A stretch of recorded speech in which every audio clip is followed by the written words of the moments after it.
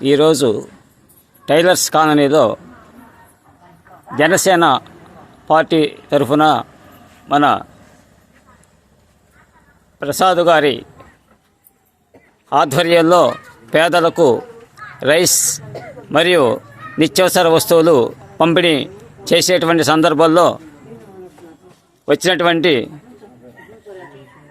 వారందరికీ కూడా ఈరోజు నిత్యావసర వస్తువులు అందించడానికి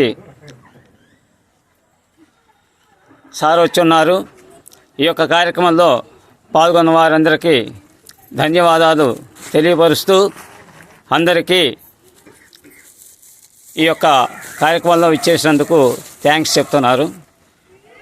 జై జనసేన, జై జనసేన, జై జనసేన, జై జై జనసేన.